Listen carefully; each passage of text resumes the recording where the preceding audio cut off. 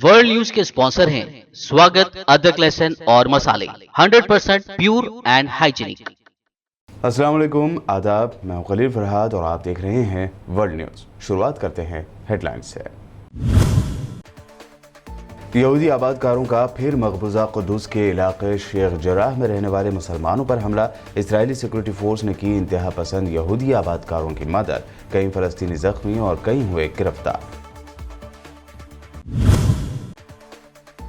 Iran के नए सदर पर इसराइल के बाद अब अमेरिका ने दिया मुतनाज़ बयान। अमेरिकी सीनेटर टॉम कॉटन ने ईरान के इलेक्शन को बताया ढोंग, तो वहीं नए सदर इब्राहिम रईसी को बताया कातिल गैंग का सरगना।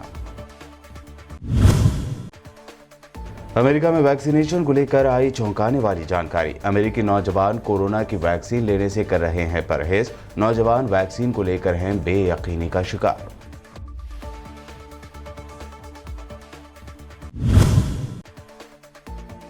पाकिस्तान के शहर लाहौर में मोस्ट वांटेड दहशतगर्द हाफिज सईद के घर के करीब हुआ धमाका। धमाके में 2 अफराद की मौत, कई अफराद के जख्मी होने की खबर।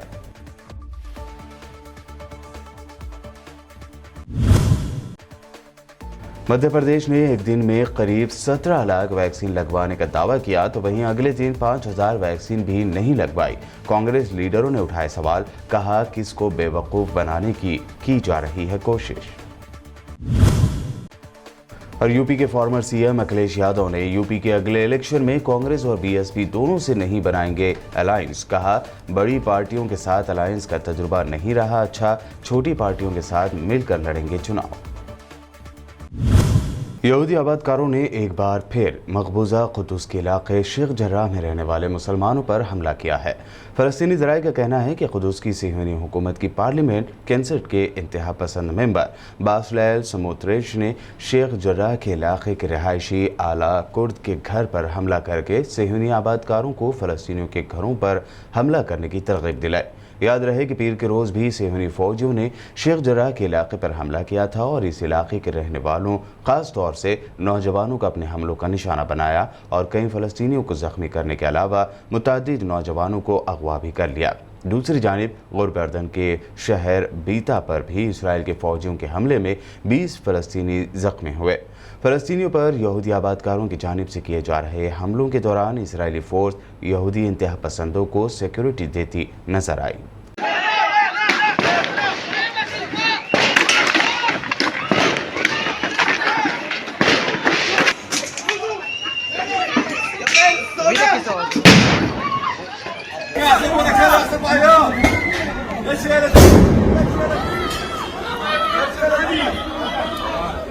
مرة واحدة كسروا الباب ودخلوا. انتوا بتضربوا عنا فتاش اللي داركم. وضح جار دخلوا كلهم ما لقوش حدا. ईरान के नौमंतखब सदर इब्राहिम रईसी ने न्यूक्लियर प्रोग्राम पर किसी भी किस्म की बातचीत से इनकार कर दिया है। उन्होंने ये भी कहा कि पाबंदियां आयद रहने तक वो अपने अमेरिकी हममनसब यानी जो बाइडन से मुलाकात नहीं करेंगे। ताहम उन्होंने जौहरी मुआहदे के रिन्यूअल के लिए मगरबी ममालिक से होने वाली बातचीत का खैर मकदम किया। उनका कहना था कि इन मज़ाकरात में हर सूरत ईरानी मफाद को तरजीह दी जाएगी। बता दें कि इंसानी हकूक़ के मुबैना ख़राब रिकॉर्ड की वजह से अमेरिका ने जिन शख्सियात पर पाबंदियाँ लगा रखी हैं उनमें ईरान के नौमंतखब सदर इब्राहिम रईसी का नाम भी शामिल है। अमेरिकी कांग्रेस के रिपब्लिकन रुकन सीनेटर टॉम कॉटन ने ईरानी हुकूमत पर सख्त तनकीद करते हुए ईरान में होने वाले सदारती इंतखाबात को एक ढोंग करार दिया। उनका कहना है कि ईरानी लीडरशिप दहशतगर्दों और कातिलों पर मुश्तमिल है। उन्होंने अमेरिकी सदर जो बाइडन की इंतजामिया से मुतालबा किया कि वह ईरान पर आयद की गई पाबंदियां न उठाए बल्कि ईरानी अवाम के मुतालबात की हिमायत करे। उन्होंने अपने ट्विटर अकाउंट पर कहा कि ख़ामनेई ने अपने हालिया इंतखाबात में बड़े पैमाने पर सियासी कैदियों को मौत के घाट उतारने वाले कातिल गैंग के सरगना को सदर मुंतखब कराया। इन कातिल दहशतगर्दों पर पाबंदियां ख़त्म करने के बजाय सदर बाइडन को चाहिए कि वो ईरानी अवाम के मुतालबात की हिमायत करे।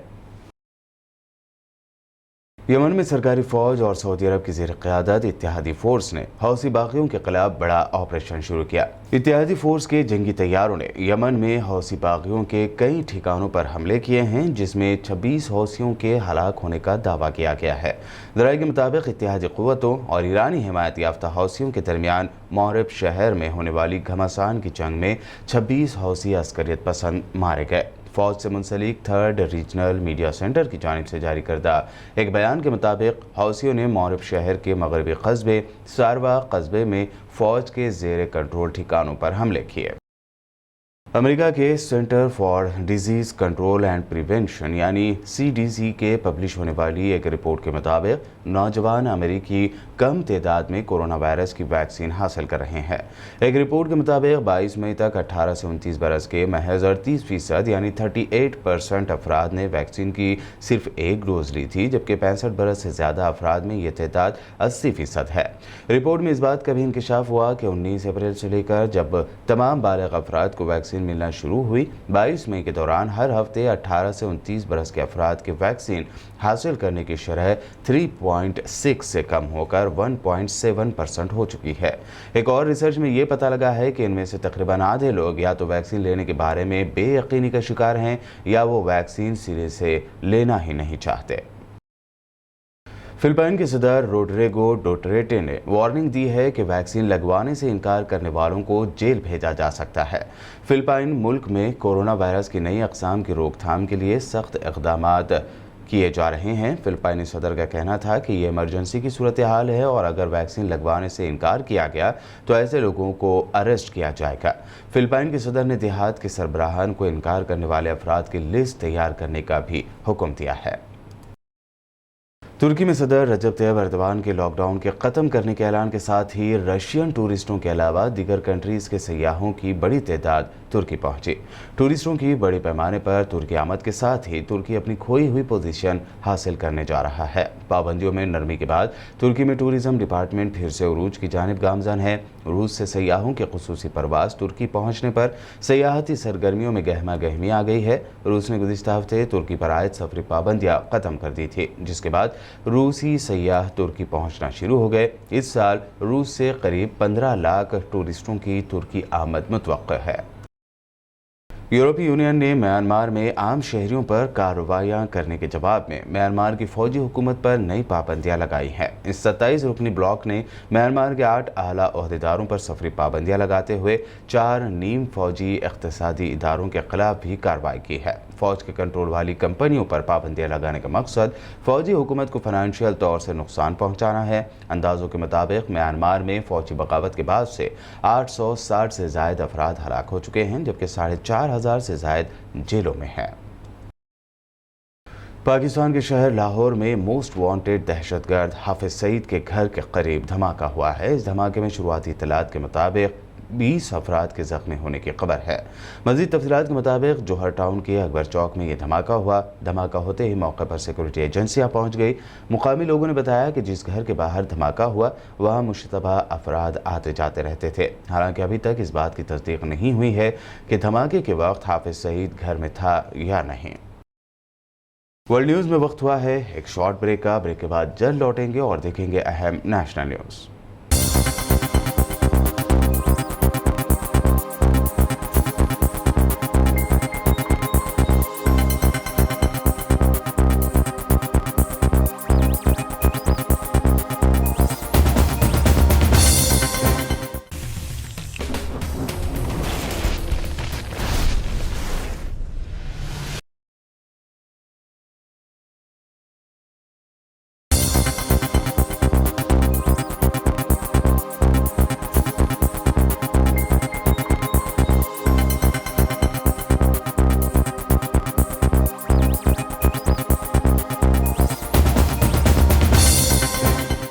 ब्रेक के बाद आपका दोबारा खैर मकदम है। बढ़ते हैं मज़ीद अहम खबरों की जानिब। इंडियन आर्मी के जवानों से आमना सामना होने के बाद अब चीन को अपनी फौज के लिए बेहतर ट्रेनिंग की ज़रूरत महसूस होने लगी है। Chief of defence staff general Bipin Rawat ने कहा कि पिछले साल गुलवान वादी और दूसरी जगहों पर हुई झड़पों के बाद चीन को अंदाज़ा हुआ है कि उसे अब बेहतर तैयारी की ज़रूरत है। उन्होंने कहा कि चीन के फौजियों की भर्ती कम वक्त के लिए होती है। इसके अलावा उनके पास हिमालय जैसी पहाड़ियों पर लड़ने का ज़्यादा तजुर्बा नहीं है।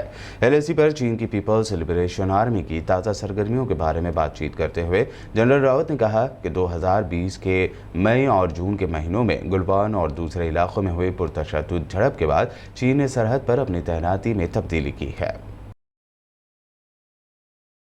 कोरोना वायरस वबा का सामना कर रही दुनिया अब अलग अलग वेरिएंट से परेशान है। अलग अलग मुल्कों में कोरोना के कई वेरिएंट सामने आ रहे हैं जो तशवीश बढ़ा रहे हैं। अब ऐसे में बड़ी राहत की खबर ये है कि साइंसदान ऐसी वैक्सीन बनाने पर काम कर रहे हैं जो हर तरह के वेरिएंट पर असरदार साबित होगी, साथ ही फ्यूचर में आने वाली ऐसी किसी वबा को रोकने में मदद करेगी। न्यूज़ एजेंसी PTI के मुताबिक साइंसदानों ने एक ऐसी वैक्सीन बनाई है जो कोविड-19 के अलावा कोरोना वायरस के दिगर सभी वेरिएंट पर असर करती है। साइंसदानों की जानिब से अभी इसका ट्रायल चूहों पर किया गया है।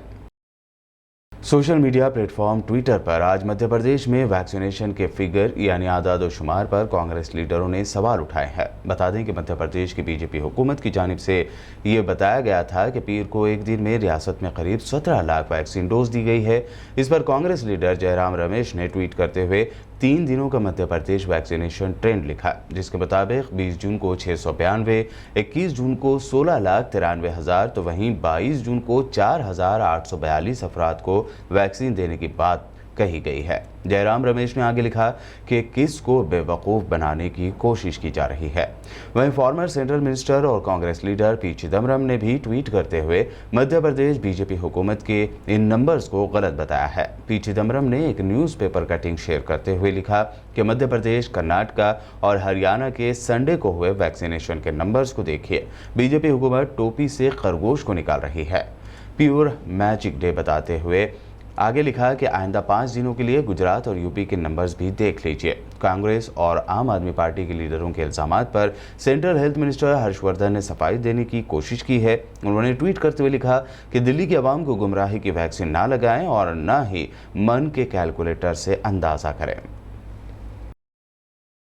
दिल्ली के डिप्टी सीएम मनीष सिसोदिया ने आज पीएम मोदी को झगड़ालू पीएम बताते हुए कहा कि मुल्क ने पहली मर्तबा ऐसा झगड़ालू पीएम देखा है जो हर एक से झगड़ा करता रहता है। मैं पूछना चाहता हूं प्रधानमंत्री जी से कि आप हर वक्त इतने झगड़ालू मूड में क्यों रहते हैं? देश में पहली बार इतना झगड़ने वाला प्रधानमंत्री देखा है 75 साल के इतिहास में, जो सुबह शाम राज्यों से झगड़ने में लगा रहता है, किसी से भी झगड़ने में लगा रहता है। प्रधानमंत्री जी, आप झगड़ालू प्रधानमंत्री हैं क्यों? आप कभी पश्चिम बंगाल के मुख्यमंत्री से लड़ रहे होते हैं, और मुख्यमंत्री तो छोड़िए, कभी आपको कुछ नहीं मिलता तो उनके चीफ सेक्रेटरी से लड़ने लगते हैं। मतलब पश्चिम बंगाल के चीफ सेक्रेटरी से आप झगड़ लेते हैं, ट्विटर से आप झगड़ लेते हैं, फेसबुक से आप झगड़ लेते हैं, महाराष्ट्र के सीएम से आप झगड़ लेते हैं। ये चिट्ठी में पढ़ रहा था तो मुझे लग रहा था कि एक दिन आप उठे होंगे सुबह सुबह 2 दिन पहले, और आपने अपने फूड सेक्रेटरी को कहा होगा, जी फूड सेक्रेटरी साहब आज केजरीवाल जी से झगड़ना है। आपने लिस्ट देखी होगी आज किससे झगड़ना है। अच्छा, आज केजरीवाल जी से झगड़ना है। आपने फूड सेक्रेटरी साहब को बताया होगा उनसे झगड़ना है, उनकी राशन की वो कैंसिल कर दो। तो फूड सेक्रेटरी साहब ने आपको बताया तो होगा कि दिल्ली सरकार का कोई प्रपोजल नहीं है जिसको हम रिजेक्ट कर दें, पर फिर भी आपको तो झगड़ना था।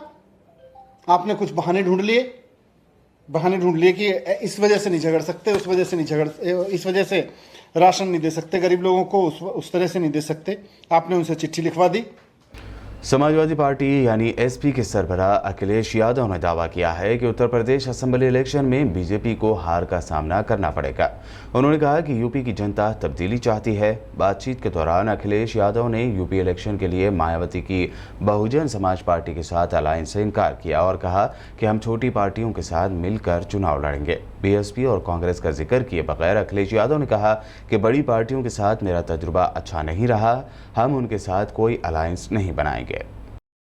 अंदरूनी इख्तलाफात को ख़त्म करने के लिए पंजाब के सीएम कैप्टन अमरिंदर सिंह को एक बार फिर से 3 रुकनी खड़गे पैनल के सामने पेश होना पड़ा। 3 घंटे तक चली इस मीटिंग में कैप्टन अमरिंदर सिंह ने पंजाब कांग्रेस में चल रहे तनाज़े के लिए नवजोत सिंह सिद्धू की बयानबाजी को जिम्मेदार ठहराया।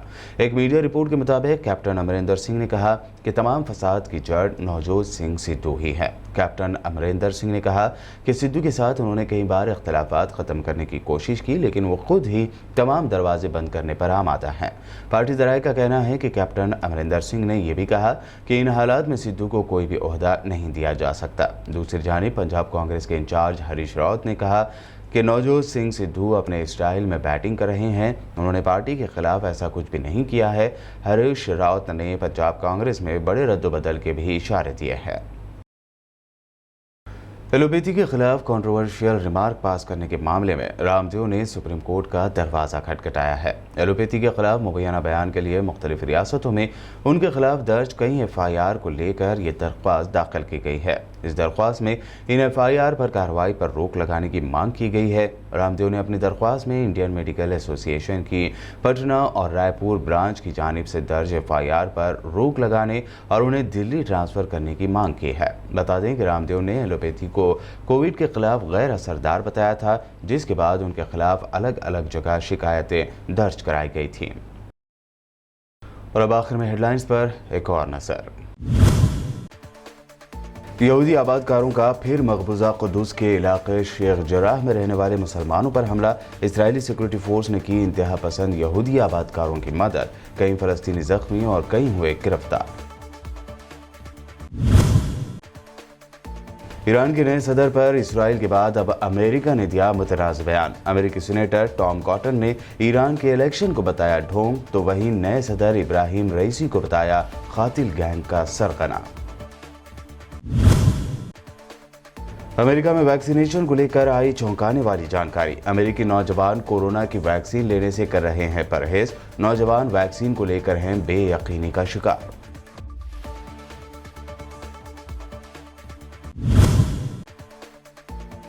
पाकिस्तान के शहर लाहौर में मोस्ट वांटेड दहशतगर्द हाफिज सईद के घर के करीब हुआ धमाका। धमाके में 2 अफराद की मौत, कई अफराद के जख्मी होने की खबर।